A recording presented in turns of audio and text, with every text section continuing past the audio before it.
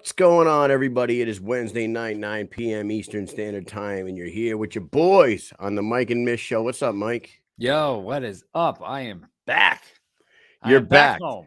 Mike's back from purgatory. I mean, it was more like hell, but he's back. He's back to the land of the living, and we are, dude. I know we did a show last Wednesday, but we didn't do Thursday and we didn't do last night. And it feels like we haven't done a show in fucking forever. It does, right? It feels like it's been way longer than a week. It's been way too long. Everybody make sure you're sharing this one up because we got a lot of big guests coming on. We're going to start the show off with our first guest in a minute here. Newest acquisition. Acquisition. Yeah, that's the one. Yeah, accusations is what Conor McGregor's dealing with today in the news. I don't know if anybody saw that, but that's a whole nother story.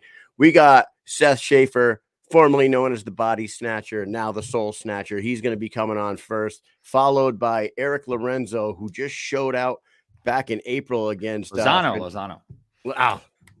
You know why he says Lorenzo? Because we were just talking about Lorenzo Hunt. That's correct. Yeah, we'll talk about that in a minute, too. We got Erick Lozano coming on. He's going to be taking on Jake Bostwick next week in Hollywood, Florida. Following him, we're going to bring on our boy, El Gallo Negro. Fucking Roberto Armas will be coming on. He's got a fight on that same Hollywood card. And then we're going to round out the show with longtime MMA veteran, now 2-0 BKFC fighter, Lloyd Mix. He's going to be on here too.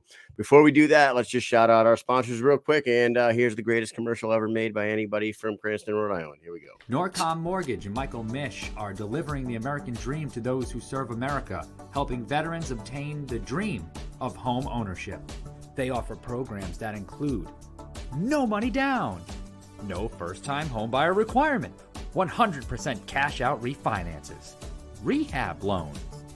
They can help you purchase a home, purchase a condo, refinance an existing mortgage, create a dream home with rehab loan. To learn more, visit www.michaelmish.norcommortgage.com or call 860-884-2103.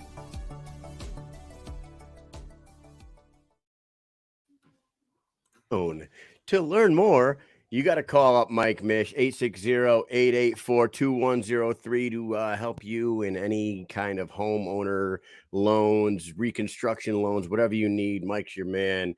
On top of that, you guys can go win some money with BKBetShark. He did not have the best night this past week in Montana. He kind of got his ass handed to him, but you can't hit 1,000 at all times. You know what I'm saying? But still, this dude is normally your cleanup hitter.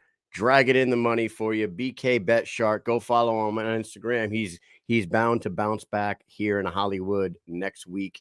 And while you're at it, grab some Bareknuckle corn snacks. Go to bareknucklecornsnacks.com. Check out all their flavors and grab yourself some popcorn and get ready for some Bareknuckle violence very soon. Mike, are you ready to bring in our first guest of the evening? Of course I'm ready. I'm always ready, damn it. You're always ready. Is that even a question? Hey, this guy's 3-0. He's coming over from BYB into BKFC. He's a former champion. He's a former, I believe he's still a Police Gazette champion. I don't know how that all works. Yeah, I don't know how that works anymore. I don't know how it all works either. I used to think that the Police Gazette traveled around, but maybe he can answer that for us. Here he is. Mm-hmm. Can't wait. We just had some fight announcement this afternoon about him, so we're going to talk about that with him. Here he is, Seth Shaffer. What's up, buddy? Hi, how you doing? Yo. Hey, what's happening, dude? What's up? I'll tell you, you signing with the BKFC is fantastic because the BKFC featherweight division is fucking flying off the rails right now. It has got fighters left and right that are so interesting and so exciting. And you coming over at 3-0 with the 3 wins that you have by body shot knockout is fucking unbelievable. Here you are. Welcome. Thank you. Thank you. Now, let's get right into it, dude. You just signed with the company, and you already got yourself a huge fight against a guy that we're very familiar with in the BKFC. He's kind of on a hot streak right now. Brandon Superman Allen. Is this somebody that you were interested in when you came over, or were you just looking for anybody in that top 5 coming over as a champion? Just anybody. Just anybody. That's it. Yeah, I'm serious. It's just anybody. So Now, let me tell you something about you, man. Like you watching your 3 performances in BYB, you are like the most calm, cerebral assassin in the fight until the fight is over. And then you're like one of the most emotional fucking jumping around the ring guys I've ever seen. It's incredible how you turn it on and off. As soon as that bell rings, you're dialed in and you're picking your shots. Can you talk a little bit about that, your approach towards the game and how like you seem so dialed in when between the bells, but then as soon as it's over, you let it fly? I think I figured it out because since it's kind of been getting brought up now, on some other podcasts, I believe I really figured it out. And like, anyone probably fighters would think it's a secret, so they wouldn't tell, but it's really not, because if they didn't start out like how I did, which is years ago, like we're talking like baby, like I'm in diapers type of stuff, you can't catch up. You just can't catch up. And the secret is it's just video games. I swear to God, video games. Because I was born in 93, and then I basically came into the golden era of games, which was really online. So the main one I played the most was Halo. And like I played the first one, which you remember was only LAN parties. But then Halo 2 came out, and then that you just played people from around the world because it was online. So basically what I'm trying to tell you, psychologically, like the mental part, which is the most important part of fighting, I've been dealing with competition since I was a child. So it's nothing to me. And like I said, it's around the world, and they have leaderboards and rankings. I got like they didn't like officially have like a leaderboard in Halo 2, but like they had like symbols. And like when you got up to like level, like I think it was like level 40 it started, you got like these these little pictures. Like you got like half like a moon, half a moon, like half moon, like quarter moon, full moon, half moon, and then you went into like a halo. Like the last one was like a halo ring. So if you got the halo ring, you were the man. Like people knew you were really good. And like I got halo ring on like team deathmatch was like 4v4. Halo ring on like big game party, which was like just like a big brawl of players. So it was just like I always played high level competition. So mentally wise, like I said, I've always trained for just high level competition and big pressure. And like when you play video games, it's same with like fighting. The more calm you can be, the less motion you have into your competition, the better you're going to perform. So it just all transferred over.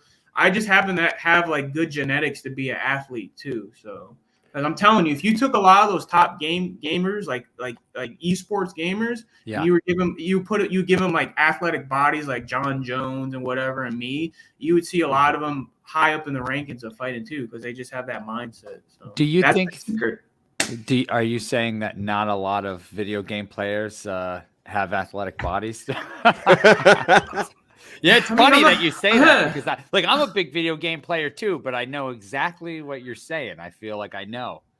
Yeah, I mean, I don't want to like dog anyone, but like he's my boy because he's like arguably the best FPS person shooter in history and still today. But look at Shroud. Like you really think Shroud can get in a ring with me and stand a chance? Like it's not gonna happen. So, but Shroud will destroy me. I know he'll destroy me in any FPS shooter. So.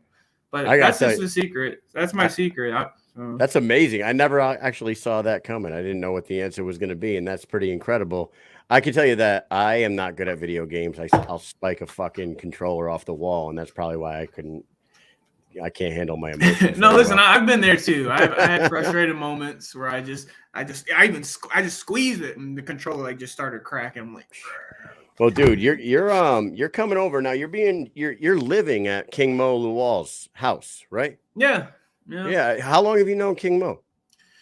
I would say for probably at least 2, maybe 3 years, because when I got with my manager, he was already like friends with him, and like we were going through like a process to try to get my pro card, which was like really a process.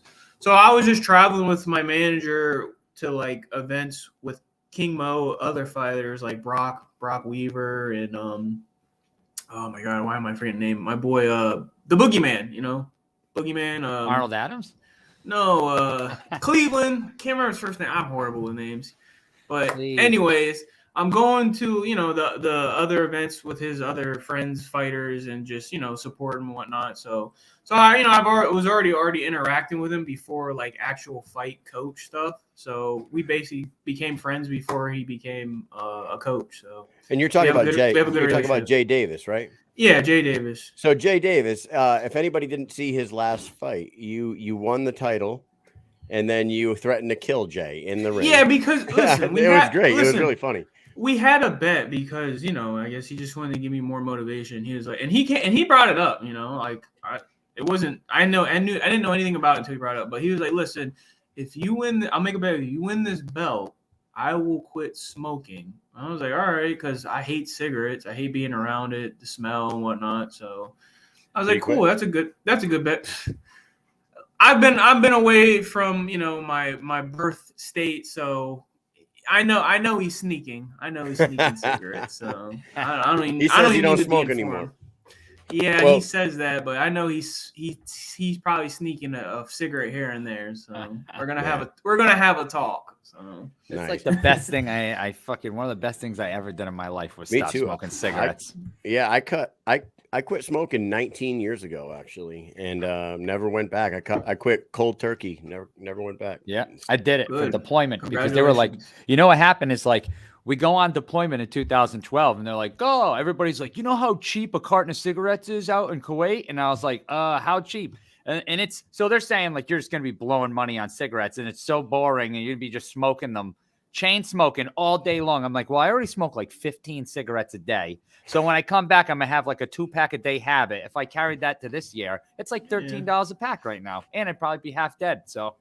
And did you keep track how much money you were saving too when you quit? Man, I did at first because actually we have somebody in our they're one of the medical colonels there's a colonel that runs the medical section in the military in Connecticut where we are, and she basically she'll ask people if they smoke, and what she does is she takes $1 from them and she puts it up on the wall, and then like you go back and she'll ask you again if you quit, and then she writes on there how much money you save. So it was like $310 a month or something like that. It was something ridiculous. And now it would be like double. Oh, that. yeah. It'd be like $800 a month now. Yeah, and it equaled she's like, now what did you buy with that money? And at that time, I had just bought a brand new Camaro, and I was paying just a little more than that a month for my monthly payment. She was like, see, you went from smoking cigarettes to driving a Camaro. Congratulations. Oh, man. Let's talk a little bit about fighting, though, dude. I don't know if everybody who's watching the show here who's going to be tuned into this show is familiar with you, but in the 3 fights that I've watched you in the Trigon, the way you pick your shots, the way you wrap the left hook around the guard when they drop their elbow, you really wrap that thing around the elbow and you fuck people's bodies up like crazy. And the nickname used to be the Body Snatcher. You changed it to the Soul Snatcher. You're gonna have to explain that to us in a second. But the body, it is so important to go to the body in bare knuckle. I don't know who told you this or how who was coming up with these game plans, or is that just something that you've done your whole life? Work upstairs to break downstairs. Talk a little bit about that. Excuse me. Well, I mean, if you like listen to the former promotion commentaries, you would know that I'm a huge, like, I had to pick my all-time favorite boxer. It's Julio Cesar Chavez. So, and he was infamous, notorious for the left hook to the liver. But I guess as far as like actual physical like experience of what that's about and how like crucial and important it can be, my homegirl Ava Knight, if you know about her, she's like a four-time world champion in boxing, a female boxer, and like I never really worked with boxers because my amateur career was all MMA. So when I moved to Vegas, this is about 10 years ago, we started working together at this gym called the UFC gym. And then like on our free time, we were allowed to spar because like they had like, we could just do stuff. So she was like, you want to spar or whatever, first time ever sparring a box, like a real legit boxer. Like she was already like a 3-time world champion at the time. And my God, not only did I realize that my MMA striking was nothing compared to, you know, boxers, but I really learned like just how just crucial working the body is, because she worked my body like no one's business. Because the next day I woke up, I could I went to like sit up, like use my core to get up, and I was just like, oh. And I just went back down. I'm like, what? I kind of, you know, I was like, what? Why am I hurting right now? And then I remember, I'm like, oh my God, and she's small too. I'm like, oh my God, that little woman just beating my body up. So damn, I would say that was like my real experience was you know, working with her. So, and she's really good and she knows her stuff. So shout out to Avonite.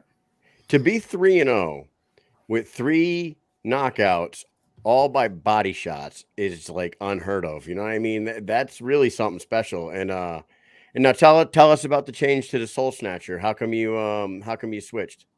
All right, so towards the end of my I don't even want to call it career, to the end of my adventures with, you know, with that other promotion, I still had 1 fight left on my contract, but I'm telling you, they could not get, you know, obviously the appropriate record fighters to accept a fight with me.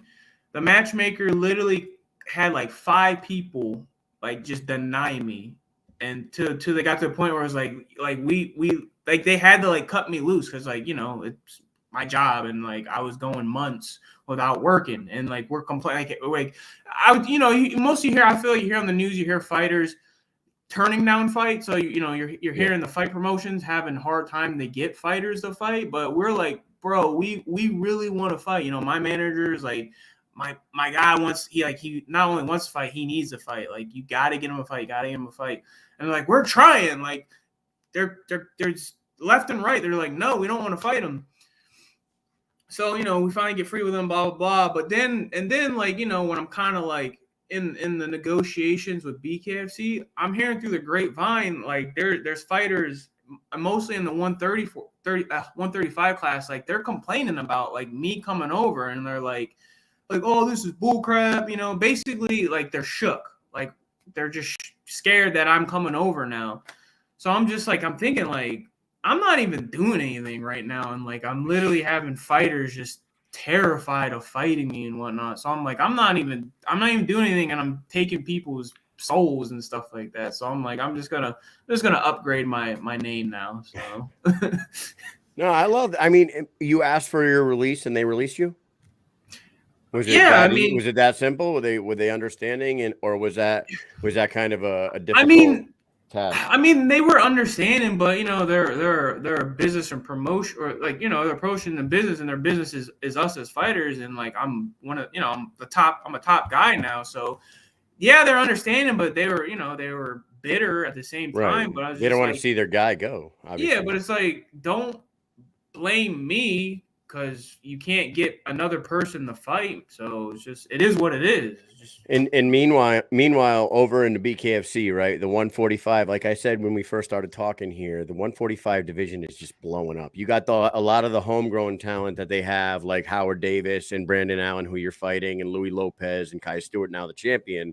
But you also have these established Jimmy Rivera, Dat Win, Daniel Strauss. You got Mendez. Don't forget Mendez. You got Chad. You talking Chad Mendez? Yeah, he retired. He retired. Oh, he retired. Oh. Yeah. Done. Well, he said he snatched his soul too. Yeah, but you know, you said he's done. You hear that? You hear that? So. Right, but I'm saying, like, yeah, you can't find a fight over there, and meanwhile, the division that you're the champion in is just flourishing over in the other company. So it was very cool that you got your release and that you're signed over here. Now, what are your thoughts on Brandon Superman Allen out of Shift MMA? We're going to be talking to him next week. I got to tell you before you answer that question, I love this fight. I see the same cerebral approach between the two of you guys. I don't know if you've watched Brandon's fights, but you don't have the exact same style, but he is very much like you, where he picks his shots, and he's got nice footwork. He's got quick hands. And one thing I know about you and from watching your fights is you don't mind putting your back against the ropes and fighting and keeping your opponent in front of you, which he's been known to do as well. So you guys match up really well here. What are your thoughts on Brandon Allen? Nothing really, because like as far as his style, and honestly, I'll just go as any style. Like there's nothing I haven't experienced. Like I guess I'm that type of fighter that literally goes. Listen, if I had the money, if I had the funds to go across to the other side of the world, like Thailand. Train, I'd be doing that. So, but just as far as in the States, I pretty much worked just about anywhere with high level people. Like I said, when I was only like 21, I was working with Ava Knight, who's she's top level. I mean, she's good, she's really good friends with Zab Judah, who I'm good friends with now. And have you seen that too? Yep. I've worked with Zab Judah, so like I've worked with very high level people for a very long time. So there's not a style I'm not experienced with. So like he can do whatever he wants, but at the end of the day, it's just going to come down to who's the better man, because he's not going to pull anything out of his sleeve that I haven't experienced. So yeah, it's a great fight. And mentioning the guys that you've trained with, not to mention the two that you just talked about, but living with King Mo. I mean, King Mo is a legend. Like I fucking used to love watching that dude. And he was still fighting like a year or two ago, right? Didn't he beat Yuri Prohashka a couple years ago? And Prohashka, he beat him twice, actually. Twice, yeah. I mean, King Mo has beat the who's who in MMA, and he's got power in his hands, and he's been known to do the shoulder roll like you've been known to do. So obviously you've picked up a few things from him. Talk about living with King Mo and learning from him as well. Well, first and foremost, it's very fun. I'm glad it is, because if it wasn't fun, I'd kind of just be like, I don't really want to be here, bro. So yeah. So we have a lot of fun. I try to. I mean, he's in the games, but he's like, I don't know, very old school. So he just strictly Nintendo. So I've been trying to, and like fundamentals, and like you could tell like his mentality about just being a winner, because I've been trying to get him, because he has I forget what the newest one is, but he has the newest Smash Bros, right? I've been trying to, but he knows I will destroy him in Smash Bros. So he refuses to play me. He refuses to play me in Smash Bros. So that's it's it. just you guys gotta get on here and get a battle going. We're gonna have to do a little tournament. People can play some bets. Yeah. But like training with him, it's great. Like you said, like the man is just, he's a genius. Like he's just a genius, and everything he's ever told me, I'm like, wow, like it's a blessing. Like I couldn't ask for anything better, a better situation. So I'm very grateful. So yeah, I couldn't imagine what that's like living there. Now, is your MMA fully in the past, or are you still interested in going pro in MMA as well? Because you had a really good. I mean, you were 8-1 as an AMI in MMA, and you're living with a legend of mixed martial arts. Are you fully over that, or is it a possibility you'll take some fights in there as well? It would just depend on like where I'm at, I guess, with my career, but specifically with Bareknuckle, and specifically with BKFC, because I really like him. Like I love the boss man, David Feldman, and I haven't even met him yet because he saved my butt. Because like I said, I didn't know what I was gonna be going. Like I was in limbo, and he came in like Superman and saved me. So, and now I'm gonna get back to work. So I'm very appreciative of that. So I can't wait to see him. But I might just give him a big bear hug. So, I really want to, make the company just keep on growing. It's growing, but I really want to give it like a big boost of growth. So I'm gonna really, put on. To me, priority, obviously, I want to win, but my priority really is to put on great shows. So, because I mean, if I'm winning and they're boring, people are gonna be like, well, it's cool he wins and all, but I don't really care to watch him, So you haven't had a boring one yet, so thank you. So, yeah. So let me ask you this, and then we're gonna wrap this up pretty soon. We're not gonna keep you all night, but has there been any talk? You're coming over as a champion. Kai Stewart just won the title in 140 at 145. You're fighting Brandon Allen, who I believe is ranked number 3 in that division. Has there been talks about winner of this one getting a shot at Kai at all? Is there any conversations like that happening?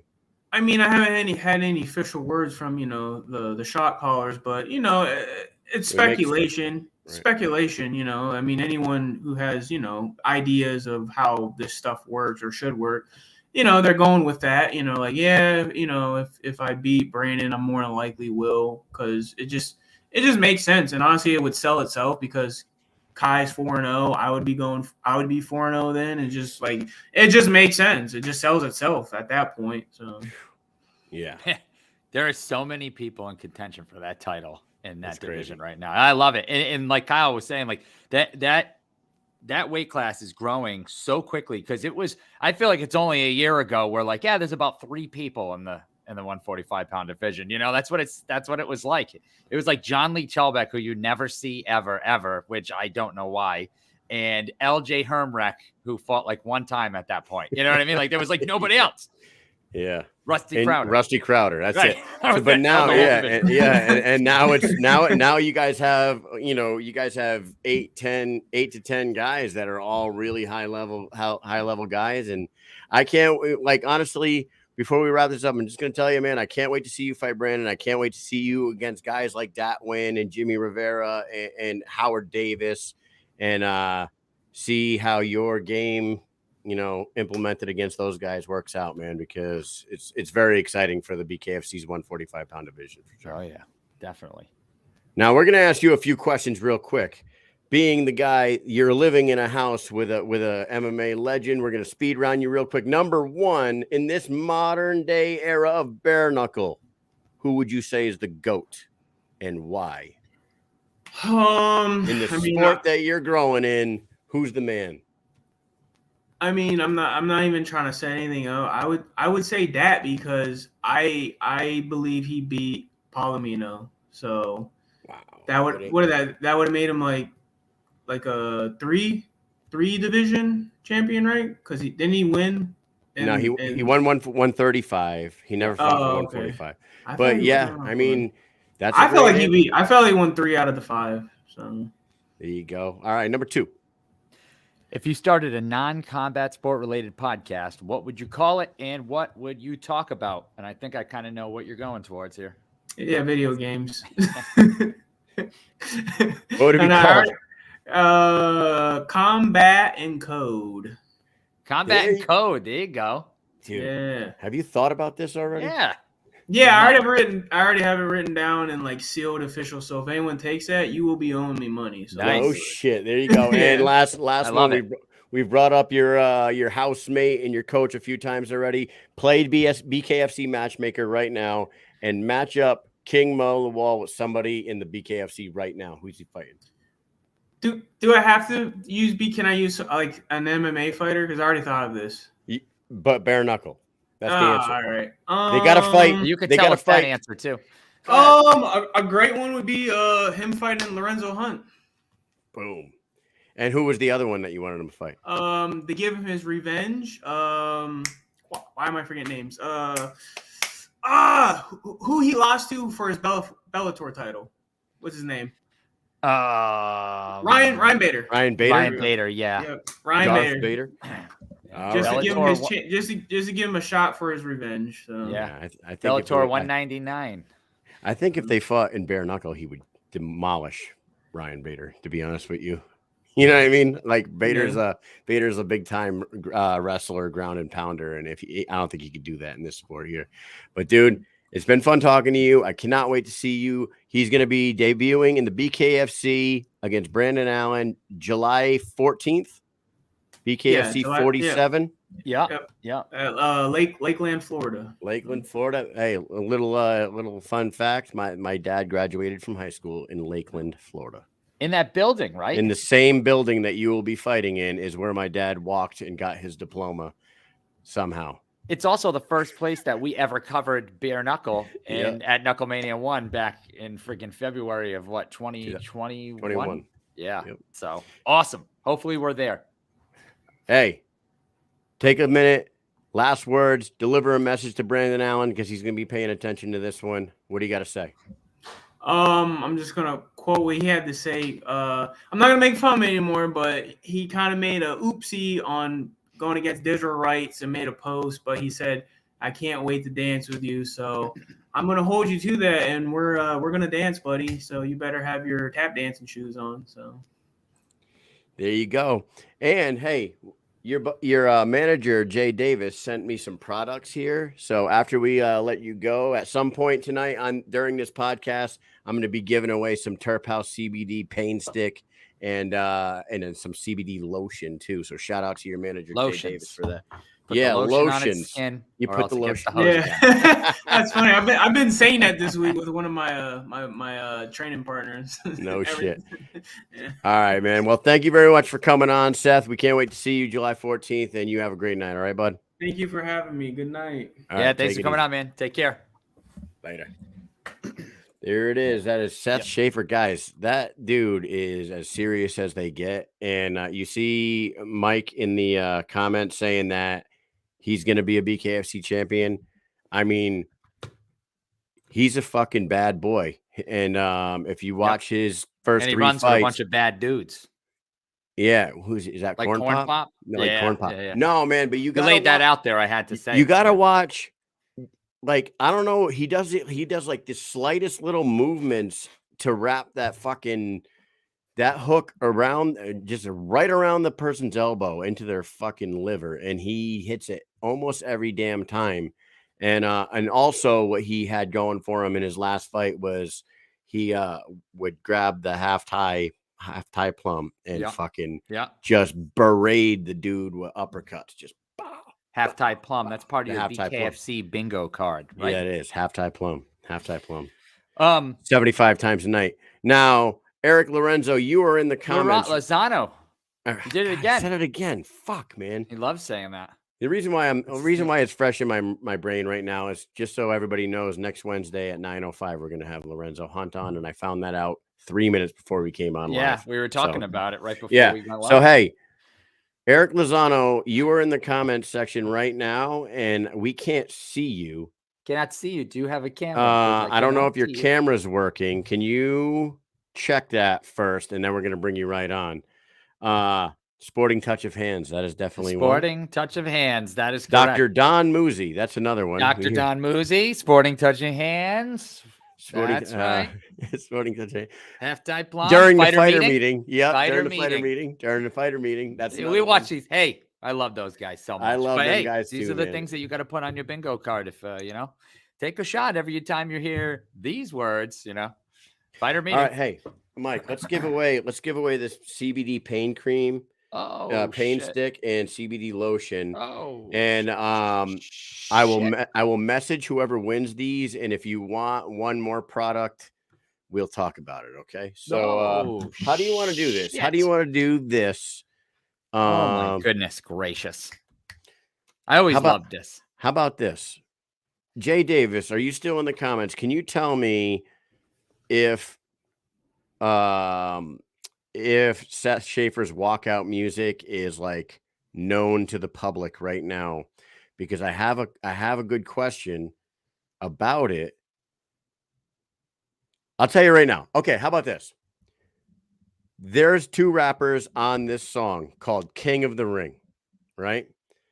King of the Ring, he's here now, so we're going to bring him on in a second. King of the Ring, one of the rappers on that is part of an old school rap group from the 90s. Classic song. I may have posted something today about it. If you guys can tell me what group that rapper is from, you will win these 2 products right here. The song's called King of the Ring. Look it up and then get back to me on that one. You might have to research a little bit. With that said, we're going to bring on Erick Lozano, because Erick Lozano's coming off an unbelievable win over Francesco Ricchi, and he's going in there against Jake Bostwick, who looked incredible against Isaac Doolittle. And man, oh man, this dude, I can't wait to talk to him. Here he is, Erick Lozano. What's up, buddy? How's it going, fellas? I appreciate you bringing me on. It's been an exciting week. So a little little exhausted, but little tomorrow's my last exhausted. day. Oh A yeah. little exhausted from training, and tomorrow's my last day of hard sparring, and then from here we just taper off and get that cardio on point, and look forward to next Friday and throwing hands. Yo, well, I'm gonna tell you this, Eric, man. When we were talking about your fight, when you were getting ready to fight Francesco Ricchi, everybody was writing you off, and Right. we were saying on this show, the only time you guys have like really seen Eric in Bareknuckle was against Lorenzo, and you only see that highlight ending for Lorenzo. But they all forget that you were going to war with him for 4 rounds before that happened. You know what I'm saying? Right. Anybody that can hang with Lorenzo like that is a fucking problem. And I'm like, don't be surprised if something happens out there. And now, like, and we like Francesco Ricchi as well. Like, Ricchi's great. Yeah. But dude, you went out there and you got a highlight knockout. It was fucking fantastic. You got to talk about how that felt. It felt great. Like I've said before, I seen a couple of fights, and I seen that he was vulnerable to the overhand right. So my intention were to set it up. I threw him at 1-1-2 a couple of times with an overhand, and then I did a pretty good feint. I seen him drop his hand, and it was a quick 2 straight to the button, right above his jaw. So I caught him right on the button, and it was all she wrote. You when you fought Lorenzo, that was at what were you, 185, 195 when you fought him? I fought Lorenzo at a heavier weight class. It was I took Lorenzo's fight at 205, I believe, and I was out of shape. Took him on 2 weeks' notice, but it was an opportunity, and I took it. And I went to war with Lorenzo. I was getting a little winded. I was a little awkward going into bare knuckles, coming off of MMA. Like I wanted to hit him with a spinning back punch and shit. And it was a learning experience for me. Him having a couple of fights under his belt and on bare knuckles. So I think he had an advantage there. And like you said, we were going to war, and I live for that shit. I love to go throw my hands, and I can't wait for this next weekend. I know Bostwick is game. He's a dog. He's gonna bring that dog fight, and so am I. We'll see who's standing at the end of the night. I don't see it going to decision. I see somebody getting dropped or not being able to get up. So yeah, and you went in there against the former 175-pound champion in your last fight. You go out there and you get a spectacular knockout against him like that, and now you're fighting Bostwick, who's on the rise, and he didn't get a win in his last fight. I believe it was a draw with Isaac Doolittle, right? Correct me if I'm wrong, Mike. No, it was a draw. It was on the same card. I was watching it myself. Right. So you got to think that, like, in this division, I say this about every division, I guess. BKFC is growing so fast, and all their divisions are getting so exciting. Yeah, the 175 division is just as exciting as any other division out there, and you got a title fight coming up between Richmond and Mundell. That's incredible. Are they fighting at 75 or 85? 75. Okay. We fighting this one at 85, I believe. Oh, this one's at 85. Okay. So on that same card that Mundell and Richmond are fighting, Jared Warren will be fighting Josh Dyer for the interim 185 belt too. Okay. So I don't really quite understand the interim 185-pound belt. I thought Lorenzo is the 185 champ. He is, and right. I don't. Yeah. So that's what I was gonna say is, hey, somebody just won the giveaway, by the way. Yeah. We'll get to that in a second. We're having Lorenzo Hunt on next Wednesday at 9:05 to talk about it, because we have questions about that. Like, why is there an interim belt if Lorenzo's out there holding the belt? Like, I feel like he doesn't have anything going on right now. He could probably defend it. Yeah. Right. Yeah. So, well, we'll find out, because he's coming on next week. He's going to talk about it. Sweet. Yes. Well, my objective is to get that rematch with Lorenzo. So, yeah, that's the objective. Yeah, that's my objective.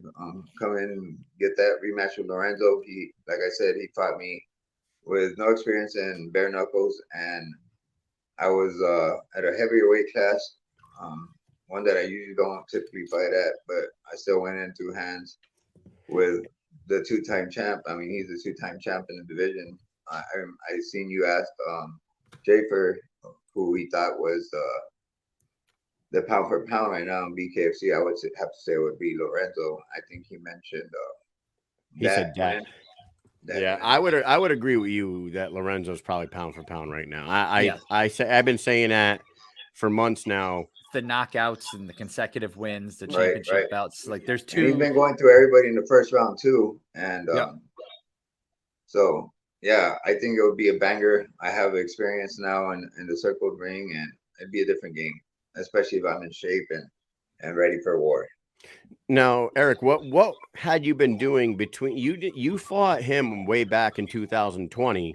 We didn't see you again in the BKFC until April of this year, so it was almost 3 years outside of Bareknuckle. What had you been up to? I actually I had been going through a divorce, moved down to Texas for a couple of years, and I'm back in Michigan. So I was going through a transition on a couple of different things with jobs and trying to be there for my kids. I did do some MMA, but now everything's back on track. So I'm here on the BKFC scene now, and this is where I want to be at. And I need to make a statement coming up this Friday against Bostwick. So that's what I'm looking forward to doing. And from there, I already asked for the winner, Richmond and Mundell. So we'll see what happens. You know, and you were with the company back in 2020, like I said. The growth. What have you thought of? Like you had to been sitting back, licking your lips, like you in on this shit, right? Yep, it's exploded, and I love seeing McGregor going in there and facing off with Perry, and you got that card was stacked. I love watching that card with Mendes fighting Dago Alves, or no, it was Alvarez. Yep. Alvarez. Eddie Alvarez. Yeah. Alvarez. And those are two of my favorite fighters right there. I actually had asked to switch to that fight after they canceled the first BKFC 38, but since Ricci was fighting in his home area, or Ricchi was fighting in his home area, they wouldn't switch us out. So, but I get that as part of the business. And but yeah, the BKFC has it's blown up. It has blown up, man. That Denver card was unbelievable. The one that you're just speaking about. That was exciting to watch. I tell people. So I just got back from a trip, an annual training for the military, right? Our 2 weeks, and like every person that I met, I talk about Bareknuckle with, and then when I'm explaining it to them and I'm talking about the growth, I always say, I've been saying this, and I fucking stand behind it. That night in Denver was like the best night of my entire life. I mean, it was like. That card was so crazy. And I always add the caveat, like, other than the birth of my kids and, you know, all the other stuff you have to say before, because, like, for some reason, people think that you're throwing that up there. But I'm telling you, was so great. The amount of, like, UFC combat sports stars that were there and the level of stardom from them, actors, actresses, the fighters that were fighting on the card, the fights themselves, it was just insane. And then the after party was the cherry on top. I mean, that was just an incredible weekend for the sport, not just the company, but just the sport of Bareknuckle. I would have to agree. It was awesome, especially they had like I said, McGregor was there. There was a lot of other UFC stars there, but getting McGregor and right there by David Feldman and getting him in the ring, I mean, that's huge. That's huge for the company. It's huge. Absolutely. And then having a guy like Eddie Alvarez really speak so well about the sport. In the post-fight press conference, he shot a message out to any fighter that is possibly considering coming over but are hesitant to stop hesitating. Fucking get over here. The trading camps are better. The faster rounds are better. The 2-minute round with a 1-minute break is better. Everything about it's better. Get the fuck over here and jump on while you can, you know? Absolutely. I would have to agree with Eddie. So yeah. And so we're going to be talking to your opponent in the next week, I think. And we're excited to see you fight Jake Bostwick. Jake has been growing along with the sport, like you said. He's been getting better as the fights go on. He's more and more game, and he just fought Isaac Doolittle, who was a number one contender in 185-pound division just recently. So you and him should be a banger. It's the co-main event. Oh yeah. June 23rd, Hollywood, Florida. We can't wait for it, man. We're gonna ask you a couple non-fight questions real quick, and then we'll let you get on your way. Okay? Sounds great. All right. Now, I don't know if you're a huge Dallas Cowboy fan, but I see you wearing Dallas Cowboy shit all the time. So I'm gonna ask you this question: who is your all-time favorite Dallas Cowboy? My all-time favorite Dallas Cowboy would have to be Emmitt Smith. I grew up watching him, and I wasn't a running back, but I was a slot back. I always loved watching Emmitt, and he's my all-time favorite. Emmitt was the man, and we don't even count that time that he went to the Arizona Cardinals. Fuck all that. No, He was just padding his stats at that point, right? Yeah. Here we go. Number 2. All-time rusher. What's a junk food snack you wish you could eat endless amounts of without repercussions? I would have to say hot and spicy beef jerky. Oh, that's good. There you go. That's a good That's good answer. stuff. Hey, there's protein in that. Come on now. That's good Yeah, stuff. that's- That's good for you. I'd say ice cream. If I was gonna, I'd say ice cream. Either that or my Reese's sticks. I love having Reese's sticks. I still have them, Reese's. even when I'm not supposed to. There you go. That anything Reese's is awesome. So, and the last one, finish this sentence. The biggest mistake a person can make is Not following your dreams and doing what you want to do. There you go. Yeah, that's There a you good go. one. If That's you got a good one. talent, follow it. Do Don't it. fucking cheap out because somebody talked you out of it. Right? Good answer, Eric. Any final words for anybody that's going to be tuning in on June 23rd when you take on Jake Bostwick? Go ahead, shout it. I just want to throw a shout out to a couple of sponsors. 1942 Bar and Grill. My boy Joe Shaluga. He's my chiropractor, always looking out for me. Shout out to my management, CNC, Carlos Leon. My boy, my shirt guy, Nate and Christy Williams. My uncle from Estrella del I can't say it in Spanish. Estrella de la Mañana, Mortuary. My boy, Living Legend, he'll be cornering me this next weekend. Potter's Tree Service, and Career Joy, and one of my last sponsors, Texas Fame Bullies. My guy Nick from down south where I'm from. And other than that, I think tune in for this fight. It's gonna be a banger. I'm looking forward to Jake coming in here and bringing that dog fight in, and I'm gonna come right back at him.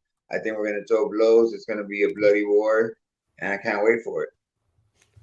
I cannot wait for it either. All right, brother. It's going to be an amazing fight. I know it. You came game for your last 2 fights, and we all see what Jake's been up to. So get ready for a bloody war, everybody. Thank you very much, Eric, and we will be tuned in June 23rd, bud. Thanks for having me. Appreciate it. Take it easy. Later, man. Later. Yep. Bye. All right. Hey, we have a winner. You guys all follow him. He's got the Instagram down there, Lozano1233. And like I said, man, in the lead up to his Francesco Ricchi fight, he was in there scrapping with Lorenzo Hunt, who happens to be the number 1 pound for pound in a lot of people's eyes right now. So that dude is an animal, and he's going in there against an animal on June 23rd. So we have our winner. I want to just say that Ike Qualman, is that how you say Ike Qualman? Yeah. The answer was the Loonies. Yuck Mouth is on that song for Seth Shaffer, the walkout music. Yuck Mouth of the Loonies. I got 5 on it. Yeah, That's what I'm talking about. I think Mike counted himself out, right? Mike who? Technically, Hanowski. Why? He said I won't. He said I won't play, but he put the answer in there, and then somebody wrote it after that. Yeah. Oh, all right. But he said I won't play, so I don't. I think he pulled himself out of it. I don't know. There you go. Well, we're going to be sending you this stuff. I want you to message us on Facebook.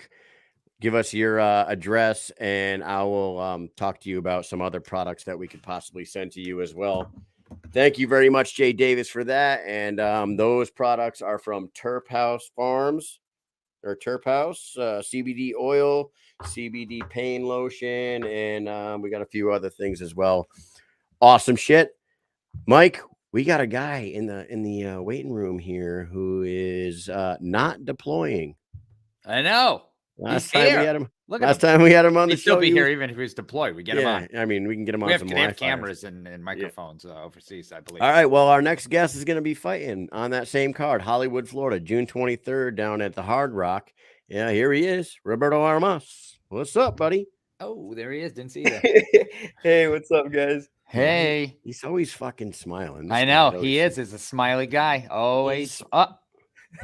That was the last time we ever saw Roberto smile. Yeah. What's up, dude? How are you? I'm good. Chilling, killing. Chilling. That's a quote from Scary Movie, by the way. I don't know if you know that, but that is when the ghost face dude is smoking weed and they were spoofing the Bud Light commercial, and he's like, What's "Hey, up? what's up? What are you doing?" And he's like, "Chilling, killing." He's got the fucking knife and shit. Oh man, that's awesome. So hey, like I said, last time you were on the show, you were telling us that you're going to be going on a deployment, and then the next thing you know, we see you at an event, and I think it was in Greenville, South Carolina, and you're there, and we're like, "What the hell are you doing here, man? I thought you were fucking leaving. What happened there?" I'm not leaving anymore.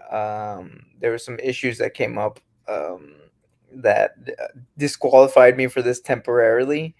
But I'm sure they're gonna put me back on later on, maybe at the end of the year, wintertime. Who knows? Was it the fact that you are like 2 or 3 wins away from a title shot, and that's what they were like? You know No, what? they don't We're not care. trying to fuck you up, kid. The command said.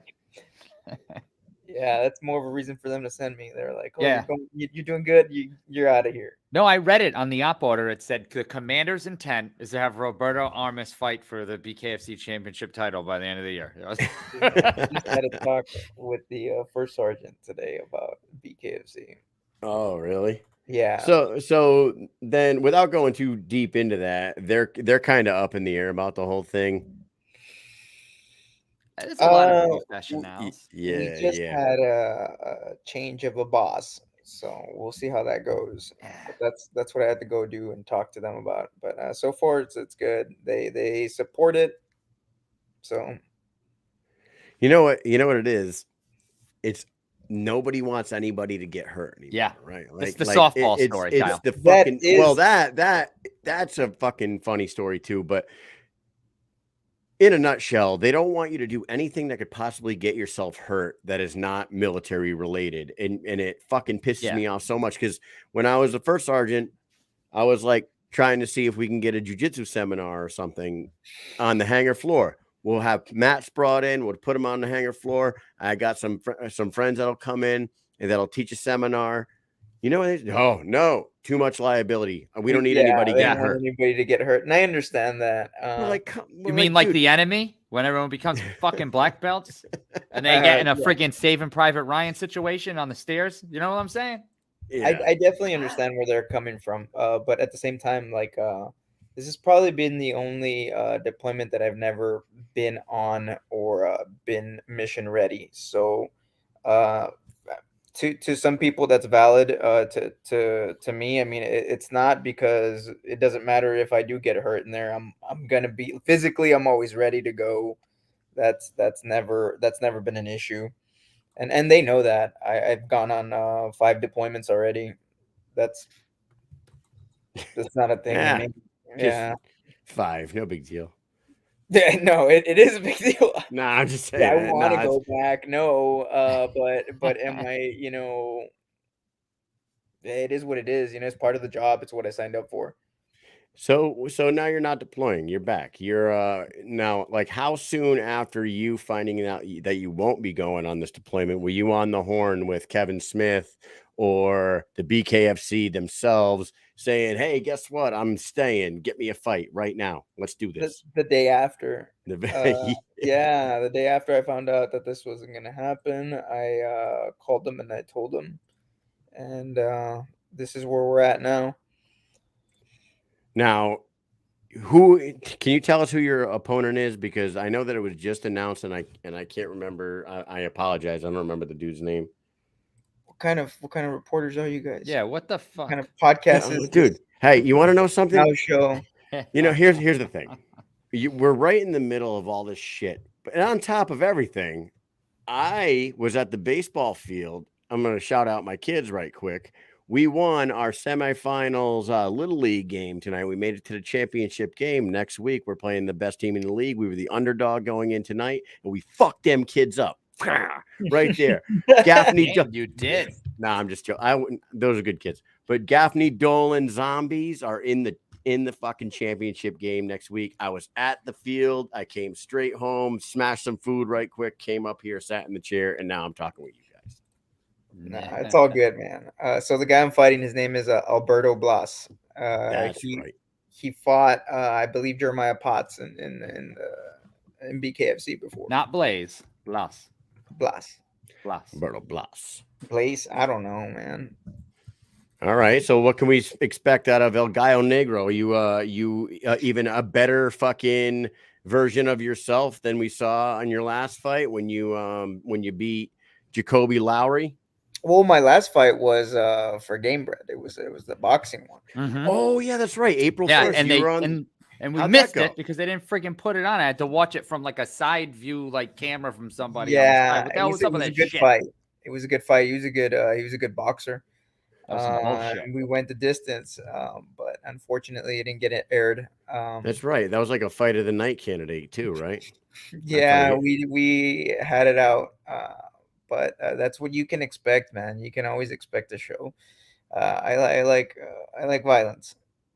You were in the bar. We were talking to like the night before or whatever. You like went there and you're eating wings and had to go sit in the corner for a while. So it was quiet so we could hear you like that. And then the next day we're sitting there like, what the hell's going on? Like I thought he was fighting. Like, where is he? And then Kevin's like, oh, his fight already happened. I was like, what are you talking about? I'm watching the whole thing. That was the card where like Showtime Pettis fought Roy Jones, right? That like, yeah. Now you were on that card with no win. Win. Yeah. Dude, it was a win-win situation. Win-win. Yes, a win-win. So did you rub elbows with Roy Jones Jr. and Showtime Pettis and those guys? You get to chat them up a little bit? Nah, man. I admire the guys a lot, but I like to leave people alone, you know. I'm sure they get a lot of that shit, so I just kind of let them. Roberto, we're not trying to say that you had to fucking fanboy out. No, I didn't talk to him. I didn't have to do shit. You didn't have to do any of that shit. I'm talking about like going up and shaking the fucking man's hand and being like, because Roy Jones Jr. is my favorite boxer of all time. Oh, I would have absolutely walked over there watching him and stuff. I didn't want to bother them because they're all like hydrating and stuff, and that's usually when like we get to see them there. But I was like, this dude's probably irate or something. I don't know. Irate. Well, 130. So the 135 division that you were in, are you trying to? You said that you might get thrown on a deployment maybe later on this year, or I don't know, maybe later on this year, early next year. Are you trying to stay as busy as possible in the 135-pound division? Yeah, for sure. Get as many fights as you can. For sure. If I'm here, I want to fight. I'm not getting any younger. I think being young and I mean I'm not that young, but the age that I am right now, it's a privilege, and fighting is a privilege. So I need to take advantage of as much of it as I can. You know, this is an opportunity that not a lot of people get. So I need to get out there and take advantage of it. You know, we saw you down in Greenville, and you had that dope ass fucking Biggie Small shirt on. By the way, I remember it. You got to watch a fight of the year candidate that night with Tony Soto and Tyler Goodjohn. Yeah, it was a good fight. There's a lot of up in the air people on who thought who won that fight. I think they got the decision right. I thought Tony won. You sitting there, you know, in your seat watching it. Who did you think was winning that fight when they were getting ready to raise hands at the end of that fight? Who'd you think won? I personally thought Tyler Goodjohn won. Okay. But you know, as fighters, we know that you leave it up to the judges' decision. The judges are going to make their call, and that, you know, Tony won. Tony, it doesn't matter what the fuck I think. Tony won the fight, and you gotta. If you don't like the judge's decision, don't leave it in the judge's hands. Yeah, I thought that Tony won the fight, but I wouldn't have argued if they said Tyler won. You know what I mean? Because I wasn't sure. I'm but not gonna lie to you. I think the only thing that I'm upset about is that we didn't go to a 6th round. Right. I did think there was a chance, but the thing was too is I was thinking to myself, like, once Tony was showing that he was visibly winded, then I thought that a lot of that was going to sway the crowd more than the judges, that he was out of the fight. You know what I mean? Like, he's tired, so from here on out, he's losing the match. So I feel like in someone's head watching him would think like, oh, now he's losing the fight because he's tired. You know what I mean? Like, because he looked like he was, you know, because he was definitely was tired. Yeah, but at the same time, a lot of people saw Tyler Goodjohn's face and they saw that it was all cut up, and people were like, "Oh, he's losing the fight because he's all cut up." But that dude he's scar tissue. Yeah, but what you're saying is true, though, Mike. He was visibly gassed. He was in those middle rounds, but he won the 5th. I thought Tony won the 5th round. Like, he was the more aggressive one in the 5th round. And when it came down to it, I think most people had it 2-2 going into the 5th, and Tony did more in the 5th. Like, gassed or not, he fucking cranked it in the 5th round. That's why I had him winning the fight. To be honest. It was a great fight. It was a great fight. Yeah, and Roberto, the night before, we got to see a full-grown naked man walk through the lobby of the hotel after being mugged and got to keep his watch. Yes, I still have yet to upload that. Nah, man, it was a fucking crazy night, and Greenville was a nice place. You're fighting June 23rd. How can we expect this fight between you and Alberto Blas go? I mean, you never know. There's not a lot of footage of him out there, but he was an aggressive fighter. He was good in the clinch. He also fought Jeremiah Botts. Who knows? But I know that he's a very big dude. He's a big 135er. He's gonna have a lot of power, and I'm there to fight. It's gonna be a good time for the fans. You know, they're gonna get what they pay for. It's always a good time for the fans. In the words of Conor McGregor in that interview with Ariel Helwani, it is damn near impossible to have a boring fight in the sport of bare knuckle. And I believe those words. It came out of a half a billionaire's mouth there. But anybody that says it's not lying. Like, you can go to an event, and that's what we tell everybody that Conor's watches late to the party. Go to an event and be there for the first fight of the prelims. I'm telling you, because the early prelims fights are usually fucking bloody wars themselves. Like, you get absolute carnage from fucking the first fight of the night all the way to the end of the night. It's just the skill level just starts to increase as the night goes on. But, from bell one, fight one, the events are fucking fantastic. Oh, yeah. But I mean, some of my favorite fights don't include a lot of head movement. You know what I mean? I'm not saying that they're the best fighters, but when you're watching somebody play Rock'em Sock'em, man, you're gonna have a good time. Oh yeah. Yes, you definitely are. Like, we were just talking about the Denver card. I think the Denver prelims lasted less than 1 round, like the entire prelim. It seemed like it was like 5 minutes, and then the whole 3 prelims fights is over. I was like, wait, we're done with the prelims already? I didn't even see 2 of them.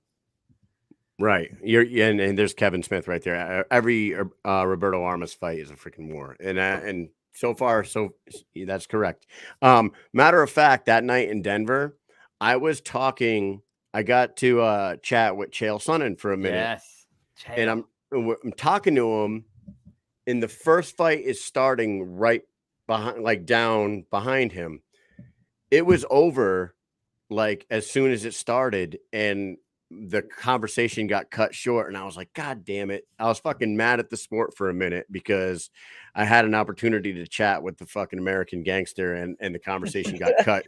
The conversation got cut short because the dude got fucking finished in like 17 seconds or whatever it was. I was like, God damn it. All right, Chael, nice talking with you. I'm going to go find Mike so he can come back up here and meet you too.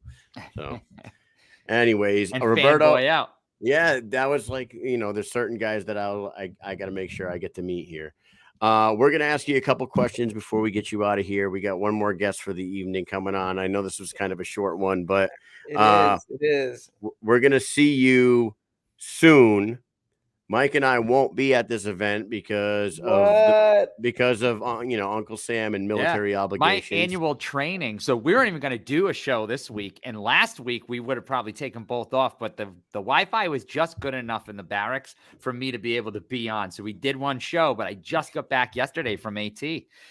Yeah, it was crazy. This is the first AT that I was the platoon sergeant, and I led the whole thing. I planned it all. I led it all. It was great. It was a good time, but holy shit, am I fucking tired? I got to tell you. Check this out, Roberto. Next month, I am not going to make the July 14th one either. The Mike Richmond versus Mundell and Warren versus Dyer and Shaffer versus Brandon Allen. That card is so fucking awesome. Yeah, I'm going to be at Patrick's Space Force base for 4 weeks at a fucking equal opportunity advisor course. No bullshit. I'm not making that up, dude. Does that sound like fun or what?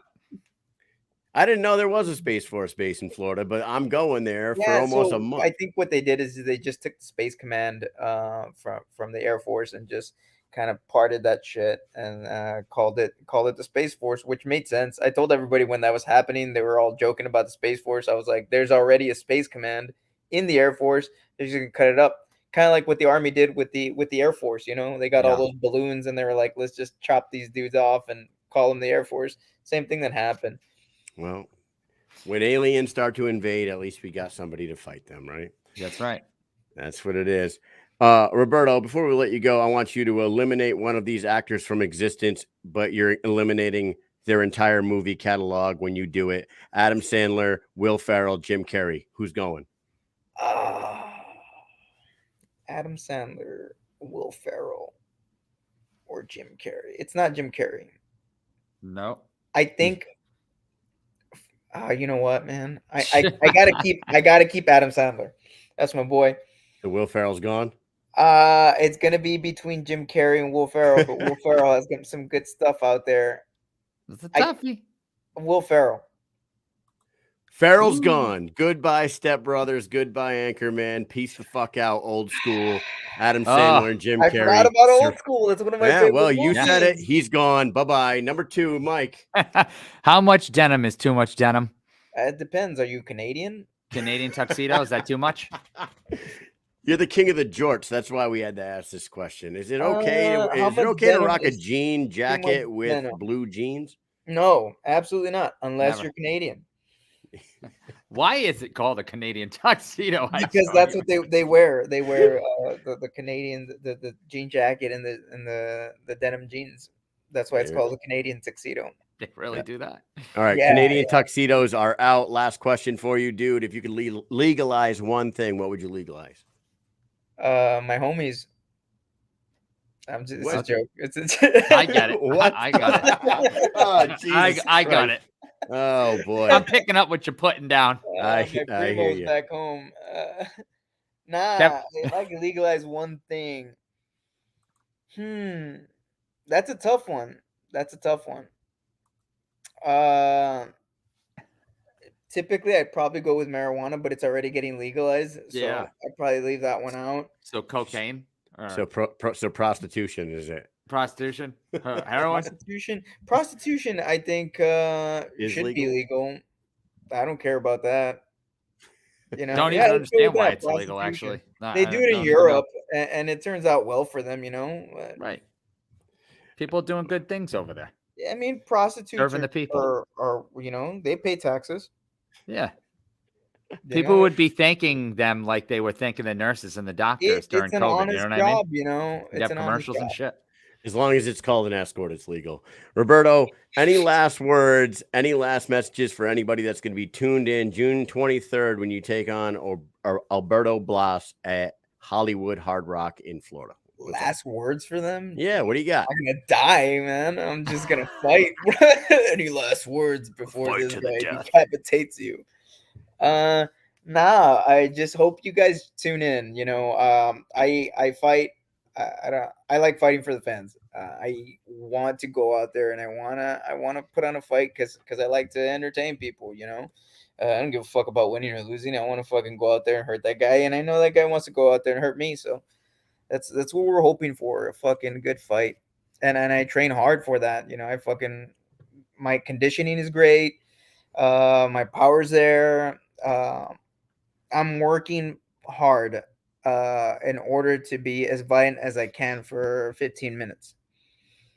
There you go, dude. Yes, I mean, we see you online all posing for the camera on your Instagram too. So you're always in great shape, and we hope that you get to rock the fighter jorts. You don't like my pictures? They love Nah, I love them, dude. It's great. They're right. It's great. Yeah, they're right It's good. up there with. God, never mind. Keep going. Anyways, everybody tune in. If you don't have the app already, go ahead and get it. I believe these guys all have. Do you have a referral code in your Instagram bio or anything like that? Yeah, it's in my bio. There you go. So get on his Instagram, help him out, click on the thing and get the app and tune in because as we know, none of your fights are boring. And we wish we can make it down there to see you because Hollywood Hard Rock is one of our favorite venues to go see some fights in, man. They're The place not. is fucking awesome. You're guaranteed a good fight, or Kevin Smith will give you your money back. Oh, you heard it here first. Kevin Smith, you are on the hook, my friend. Roberto, thank you for coming on. We always like having you on here, and you're welcome back anytime. We'll talk to you soon, bud. Later, man. See you later. All right, take it easy. Later. I was about to get into a conversation we don't want to have here. I had to pull myself back from what I was going to say. It was going to be inappropriate. I don't know. I don't even know where you were going with that one, but it was going. Dude, this last guy, he's in the waiting room right now. He's ready to come in. He's 2-0 in the BKFC now. He had a spectacular one-punch knockout in his first fight, and then he went to war with Dallas Davison at this past event in Great Falls, Montana. The longtime MMA veteran, former Bellator veteran, and now undefeated BKFC fighter. Here he is, Lloyd Cupcake Mix. What's up? Oh, dude, how's it going, boys? What's happening? Sorry for blowing those drums. Yo, hey, were you gonna say Paige Van Zandt? I haven't checked out his Instagram. No, he's right up there. He's like right up there, right up. Yeah, oh man, yeah. Oh man, he's gonna be on OnlyFans here in a little bit, then, huh? I think so. I gotta tell my wife about that, I guess. Jorts with no underwear. How you boys doing? Doing great. We're doing great, dude. Man. I was looking forward to talking to you, and I gotta tell you, man, you had the Hulk Hogan mustache in your fight, and it's gone now, and you look like significantly younger without the food. You know, my wife got tired of making out with a tarantula, so this beast went and chopped off my mane. But it's fine. It's coming back. Next fight, I gotta give my wife some love. She came out and supported the fight, so I had to shave it off so I can get some kisses. No more mustache rides. She don't like them. I leave rug burns. I'll be there all night. Dude, you came into the BKFC from a very successful MMA career, right? You come in here, a lot of people knew you from Bellator. You know, you got a win over Patricky Pitbull on your record, which a lot of people don't know about that. That's pretty fucking impressive. You fought guys like Michael Chandler, Dave Rickles. He barely got out alive. Right. That's what I'm saying. Like, you've gone to war with a lot of these fucking studs out there, and now here you are in this new sport with a new name and like a new lease on life. What are your thoughts after coming out of a long MMA career? how exciting is this new sport to you, dude? We all love bare knuckle, but now you're in it. So what are your thoughts? My thoughts are, woo! I can't wait to get back in there again. Man, that first time around was too short. The second time around, it was good. It was good. And like you guys were just saying earlier, it's fun when they don't move. And I was hoping, the thing is like these boys are always getting like the improvements that Dallas had made since his last couple of fights. It's quite impressive. And the improvements that even these younger guys like that, there's that Derek Gates kid. And when I first saw him fight, man, they're just getting way better. And, man, to me, it was thrilling that I knew he was going to be tough. He's from Montana. We're Montana strong out here. So I knew he was going to be tough. And it was amazing to get in there. I mean, it was kind of sour because, I was in Great Falls and he had his whole crew there and they weren't too kind to the old Cupcake, but it's all good. I want some fans in the end. Yeah, you were getting booed. You were getting booed out there, huh? Jeez. Yeah. That's all right though. When I started the MMA game here in Montana, we didn't have that many fans like in general in the sport, period. And so a lot of them cats in Great Falls probably just saying, big time fans who've been watching fights for a while. So I understand they didn't know who I was, but they know me now. Yeah, they do. And like you said it in the post-fight interview with Cyrus Fees. When he got in there, you were getting booed and you let the crowd know maybe next time you see me, you'll cheer me on. But you did mention that maybe you guys run that one back. Is that something that you really want to do, or are you trying to explore some other options in the BKFC? Because there's other guys out there, dude. There's a guy that you fought 13 years ago that had 75 fucking fights on his record.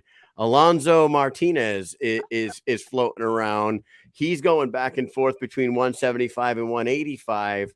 I was like, man, they fought over a decade ago. Maybe they want to scrap a little bit in the BKFC. Did you see that fight? Man, I'm saying like he's a completely different guy now. He was. I don't think completely got a lot rounder and everything, huh? I don't think he had any tattoos back then. Like, I mean, he was he's a completely different dude now. He's about 40 pounds bigger than he was. But but you know what? Maybe that's something you guys do. Stacking it on. Man, if you saw that fight, I don't think Zo Diddy wants any more of this. I don't think he did. He didn't even make weight when he fought me that time. And all respect to him. I mean, I don't think he want no smoke, but I give him some smoke. Actually, his little P-Town buddy over there was wanted to fight me because of that was a rowdy fight, man. Like, to mention that fight, I gotta tell you a story. After the fight, like right at the end of the fight, he does the pink hair and he had yellow hair that night. And my girl came out with yellow hair, and all of his girl fans out there had yellow hair too. Not yellow hair, they had yellow shirts. They all had yellow shirts. And after man, he took a beating. He took a knee to the face. He took some punches. He took all that, man. And I think at the end I submitted him because I couldn't beat him anymore.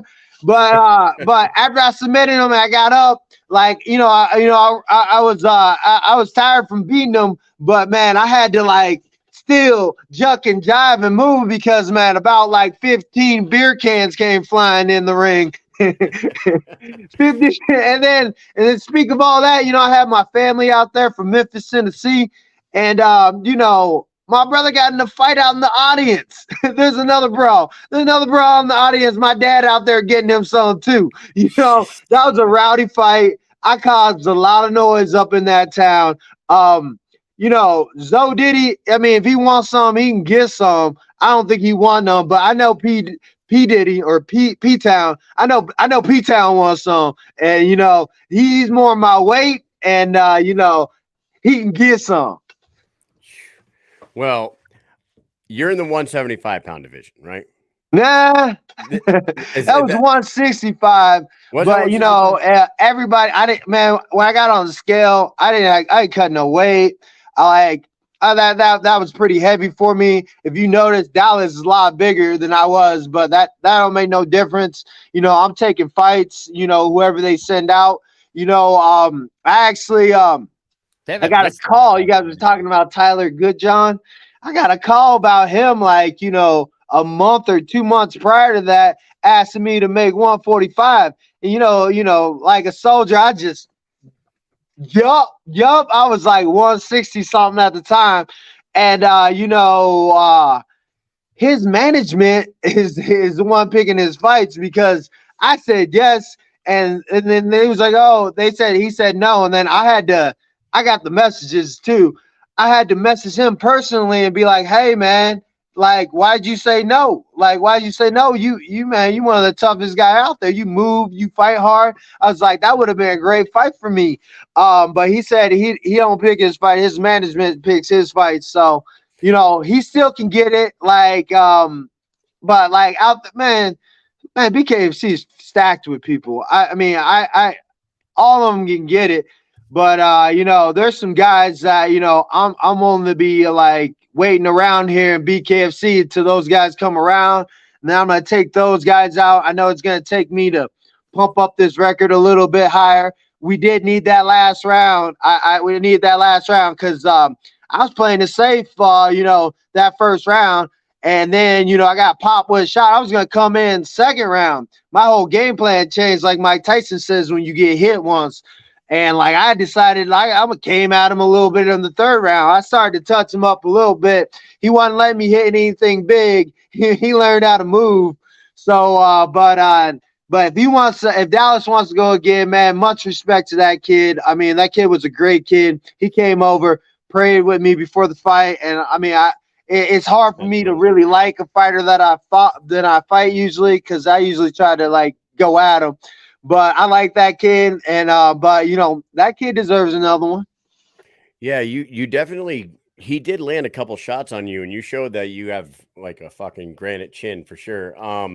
So what you're saying now is that 155 kind of like what division do you want to make a home in the BKFC, or are you just taking whatever they offer right now? Right now, I'm taking what they offer, but I've always wanted to play around in 145. But another Montanan's got the 155, and I'm all about bringing that gold to the Golden State. So I don't need to be.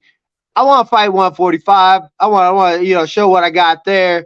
155 is my bread and butter. That's the one I'm gonna get my number one victim that I want to get in this organization before I can sail away like the cowboy I am. But 165 is good. I mean, you gotta be versatile. You know what I mean? Because there's good fights in all those weight categories. My weight has always been a very manageable thing for me to do because, as you can see, I always got a lot of energy. And even when I'm cutting weight, I can always sweat off a few more pounds. So, but 155 is my bread and butter. 145 is what I want to play with. At 165, it's always go time. So they just going to send them out, and I'm just going to knock them down. Holy shit, man! So hey, you know what? Let me throw out some names to you right now, and you tell me what you think about them. Right? Let's say go. Let's go. He just beat the guy that I fought, and he looked tough. He looked like he can get it too. And that would be a great fight. I mean, everybody sees him. The kid's an animal. And I would like that fight. I would like that fight a lot. I like the fight. Oh, look, clean out those eardrums. I'm too loud for you. Yeah. Let me back up. I'm sorry. I get hyped. I'll try to tone it down. No, you're fine. My just itchy ear, man. You're not too Oh, loud. itchy? I have my volume right here. I turn up, down, up, All down. right. Then I can get loud. As Yeah. loud as you want. Who else you All got, right. Mike? Who else Loud you and got? crazy. So Falcon09 says Bobby Taylor. Bobby Taylor. You know Bobby Taylor? Bobby Taylor. Yeah. ODB. Yeah. Bobby ODB. Taylor. Bobby Taylor. Let's get it. How about Tom Schoaf? You giving me goosebumps, man. You're gonna make me shit. I'm convulsing, man. You're making me feel real good, man. That. I love that. Oh man, that like you talking about show, man. The God of War, that man, that crazy beast. You know, he's man. I would love a show fight. Much respect. Man, the guy's a true warrior. He beat one of my guys. And Josh Wright. It was an amazing fight of the night. And man, I'd love to give Show a good loss. I'd love to give him a good loss. And How about a guy that just signed a multi-fight deal with them, Mr. Kevin Kroom? How about Kevin Kroom? Kevin Kroom? Oh, multi-fight deal? Yeah. Man, I'm jealous. What? They didn't give me no multi-fight deal. What was my deal? Kevin? Chuck, where's the multi-fight deal?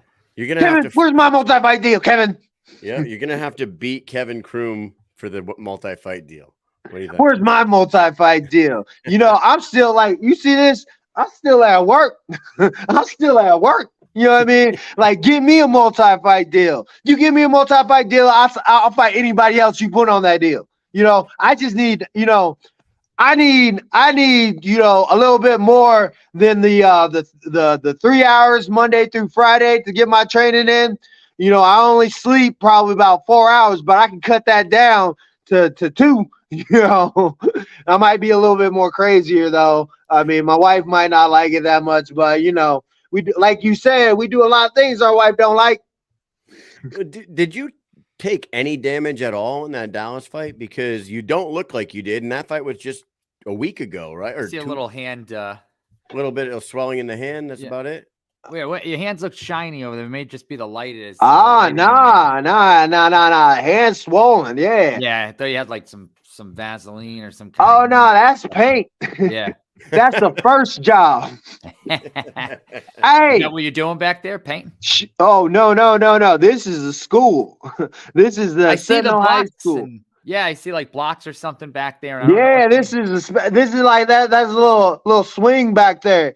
This is I think that this is a room that they come in, like the special kids come in, and I don't know what they do in here. I think it's where they relax. They got a lot of relaxation tools up in here. Nice. I think this is when they get all hyped up and they need to chill out. Yep. Here, check this out.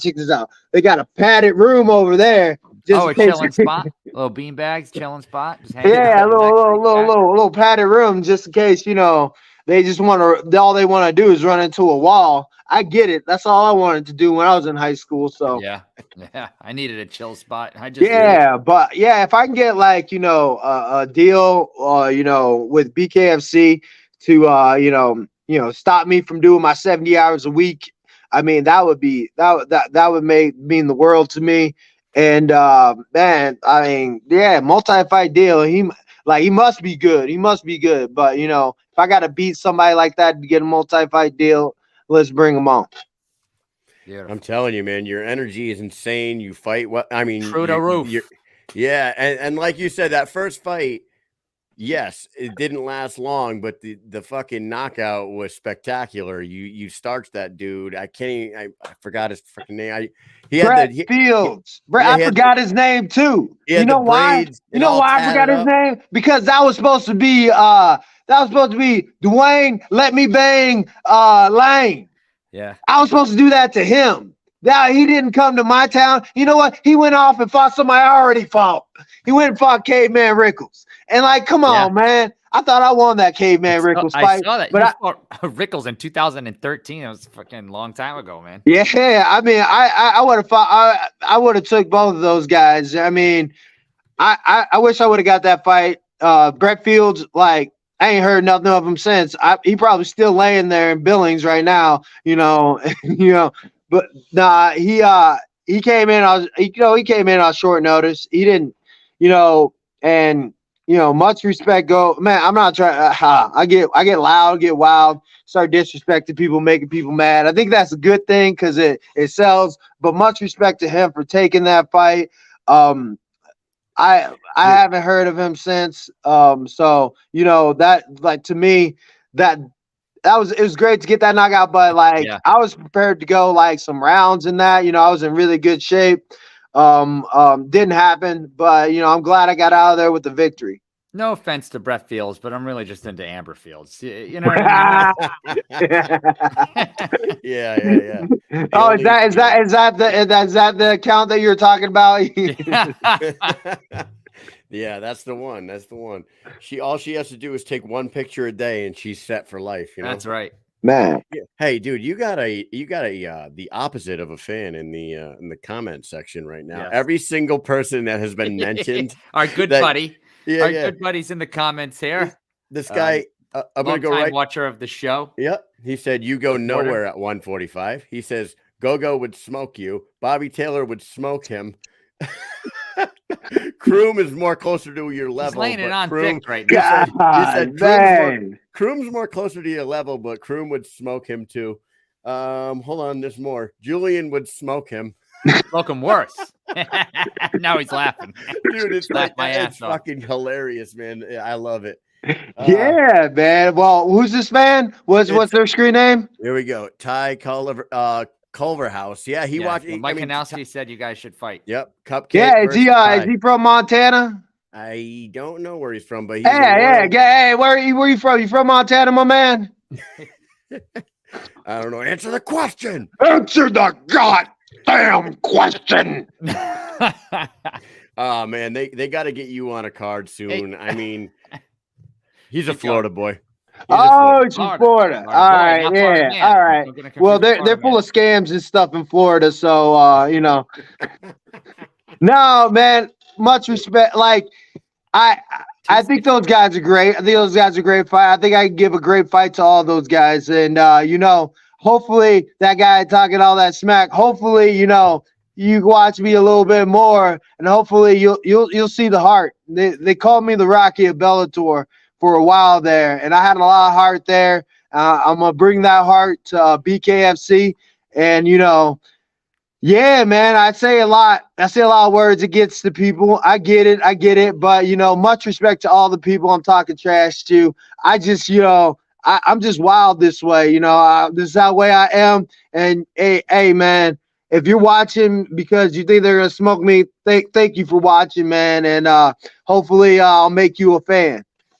That's awesome. I mean, I got to tell you, dude, you can't hate on that. You come with a strong resume. You have a long background, a very impressive background. But now you come in here, you're 2-0, and you're fucking entertaining as hell. Your energy's through the roof, and this is what they need. They need guys like you, man. And you want to fight at 155? There's a guy named Tony Soto down there that would be very entertaining. You and Tony. Just the build up to that fight, king, fun as hell, dude. Because you have all this energy and you talk this shit, and Tony's like the king of talking shit. So yeah, he is. That would be fantastic. We love it, man. Hey, and we're gonna speed round you real quick. Yes. You just mentioned that you were the Rocky of Bellator, right? I'm freezing. Switching out. We're gonna have to take him off. Listen, I want you to do this. Rank these Rocky villains best to worst. All right. Who's the best down to the worst? Drago, Creed, Lang. Go. Well, the best villain is obviously I don't know if he's the best because he didn't really play a villain after the first Rocky, Apollo Creed, but that's like the bread and butter. And man, I hate to down on Mr. T because Mr. T was the man too, but like he was definitely the worst, but Ivan Drago is definitely the man. I mean, my favorite Rocky is Rocky 2. That's my favorite Rocky, but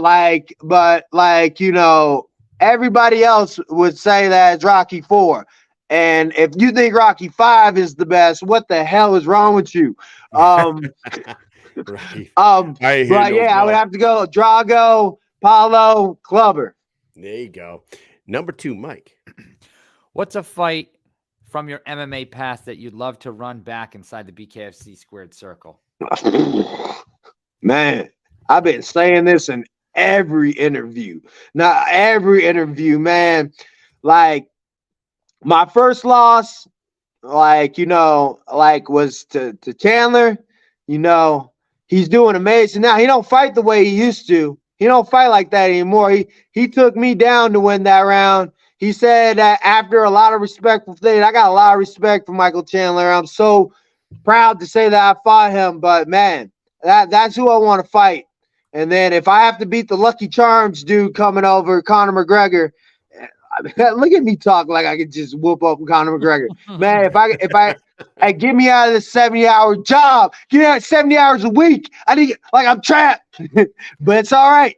I'm gonna not sleep just so I can I'm gonna be over here in the BKFC until that guy retires and he says meet you at the top. Well, I'm gonna send you back to the bottom once you stop wanting to be in the UFC.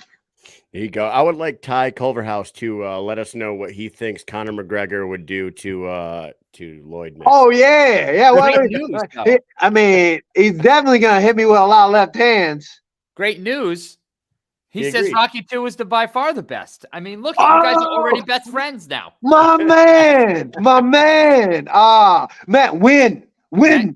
Yes. Win. Time to break out the night vision goggles and and start kicking them and shit. Best part of the movie. Adrian wakes up. Win. Yes. Win. Now we're gonna test. What are we waiting for? We're gonna test you one more time, and then we're gonna let you get out of here because you got some painting to do, my friend. No. I got some toilets to clean back here. All right. Toilets. How many nicknames did Apollo Creed have, and how many can you name? The Count of Monte Fisto, Nah, I ain't got that one. But it was a lot. It was a long list. And he was sitting there like this guy. But the Count of Monte Fisto is always one that's been thrown on me. Yeah. But there's a lot of them there. Come on, man. Like you're killing me. Yeah. There you that go. One stings. I knew you were gonna give me one that stings. One of them. King of Sting. See? The King of Sting, yeah. Hey, man. I'm saluting you guys, man. I'm saluting you guys. I know you guys have work to do, and you guys do this. And, man, I love your show. Big fan here.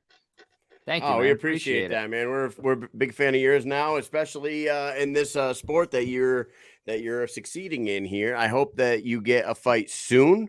Yep. BKFC has been known to keep people active as long as they're entertaining, and that is one thing that you definitely are. So hopefully it would have been more entertaining if I got that 5th round. I would have been.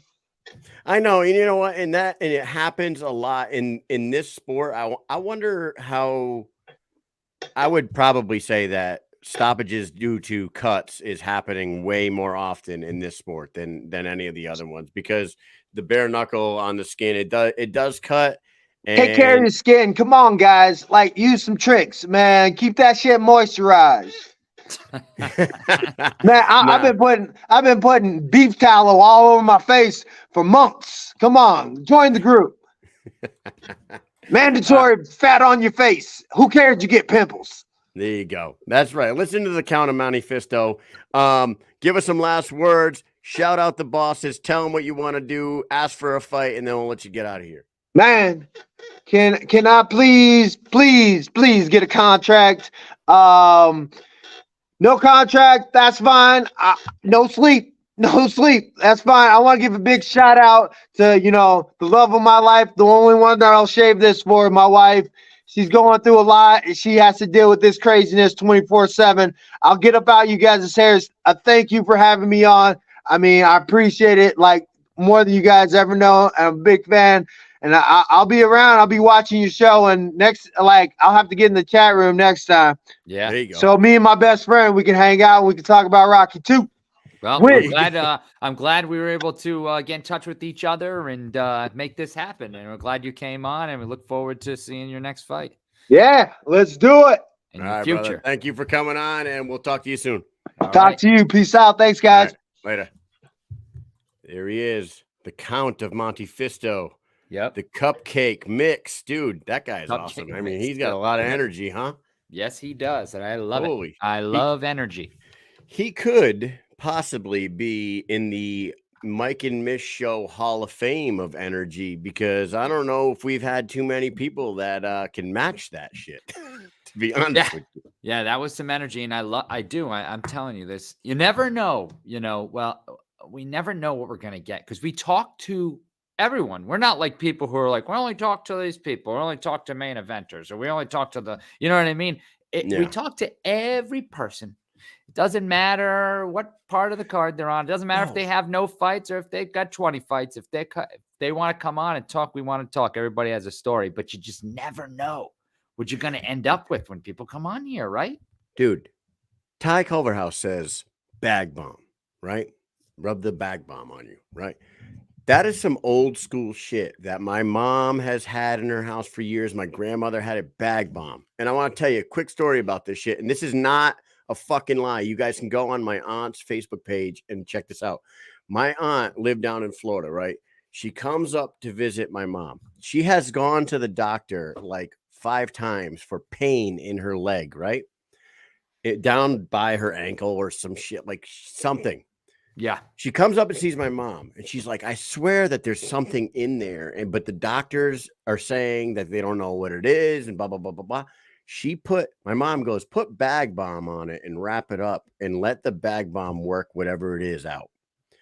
It was like 1.5 inches long fucking wood splinter that had been stuck in my aunt's leg for like a year and a fucking She didn't half. know that shit was in there. I will get a picture of this thing. She posted it, and I swear to God, dude, it was the bag. She put it on within 24 hours of her putting that bag bomb on that shit.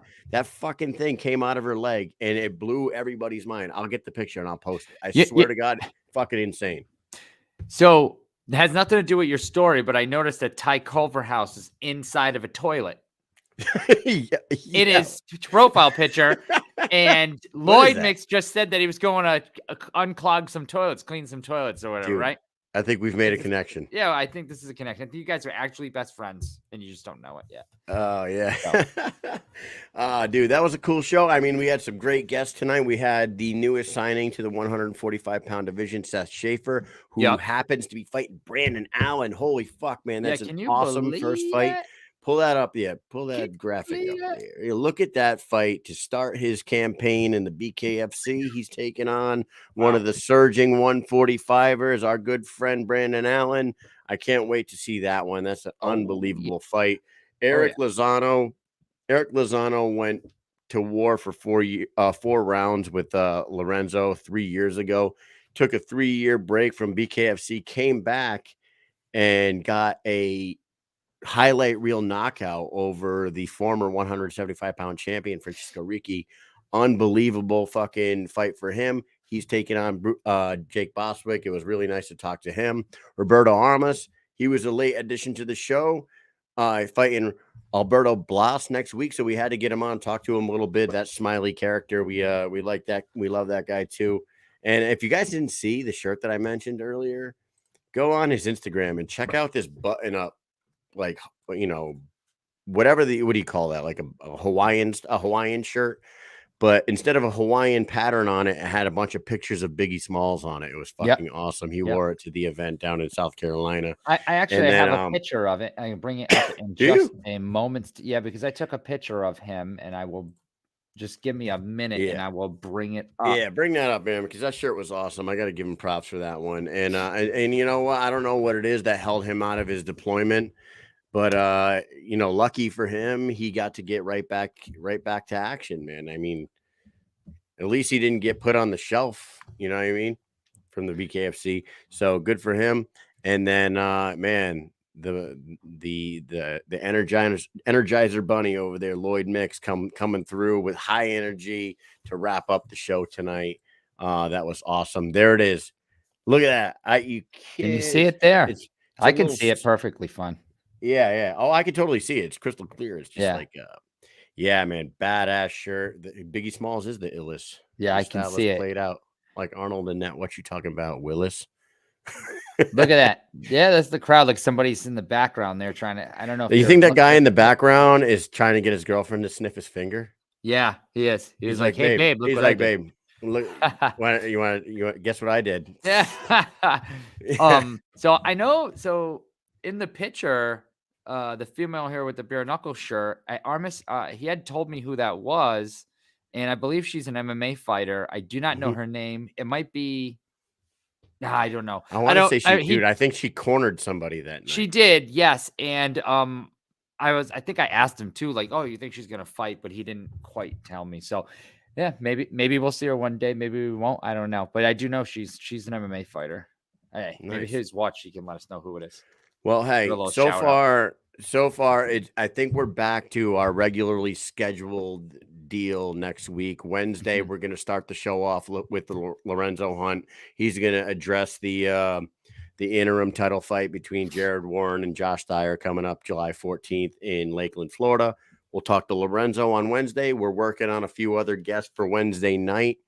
But Thursday, I don't know if these guys know this yet, but we're planning on a shift MMA night here on the Mike and Mish show. We're looking at Dave Mundell, Jared Warren, Brandon Allen all coming through. Maybe we can get Crystal Pittman to come through and say what's up too. But the shift MMA fam will be coming through next Thursday. So we got a good week coming up, Mike. It's gonna be an awesome week, and I cannot wait. Cannot wait. Can't wait to go to another live event at some point. It's gonna be a bit. Dude. You know what? It really fucking blows. But if you guys are in the New England area and you enjoy spending time at the Mohegan Sun Casino in Uncasville, Connecticut, one of the most beautiful casinos that you will ever step foot into, Mohegan Sun, June 23rd. There's a very strong possibility, Mike. I didn't even tell you this, but I talked to Devin today. So it's looking like June 23rd, Tom's Watch Bar in the Mohegan Sun. There will be a Mike and Mish hosted watch party at Tom's Watch Bar for BKFC 45, Palomino versus Lily, and all these other great fights that are on that card. So more to come on that. And with that said, Mike, you got anything else for these peeps? Hey, I just say like, comment, share, subscribe, all that good stuff. Get on the BKFC app. Buy the year subscription. Use our promo code or our referral link, right? Go to the BKFC app and look at the damn fights because they're adding so many on. There's a new one. There's a new card added on recently, and I saw it's like a comic book look to it in Albuquerque, New Mexico on August 11th. And it's Dodson versus Ridge in the main event. So pay attention to it. You can see our show on the BKFC app. Also, we are on there. And they're adding some other stuff on there too. You know, the BKFC podcast, the Bare Knuckle show is back. So that's been going strong with Brian Sosha. Yeah, it's been good. And if you guys have this channel called Fubo, I don't know if you have it, but I have it. Fubo plays bare knuckle fights every single night. F-U-B-O. And it's like, do you know how the UFC does like that show on ESPN where it's like old fights? But they have like John Anik like narrate it, and they're like, from BKFC 255, blah blah blah blah blah, from blah blah whatever. Brian Sosha did that for the show's called, I think it's called Knuckle Up. I think that's actually what it's called. It's like Knuckle Up on Fubo, and it's like all past fights narrated by him, and then let's send it down to the guys ringside, Chris Lytle and Sean Wheelock, and then it goes to like the real fucking broadcast. It's pretty cool. Every time I put the show on, I end up watching the entire episode. So get that shit. And tune in next Wednesday when we talk to the champ Lorenzo the Juggernaut Hunt. And until then, you guys all enjoy your weekend. Happy Father's Day to all the fathers out there, and do something fun on Monday It's a national holiday, everybody. Happy Juneteenth. So with that said, Mike, peace.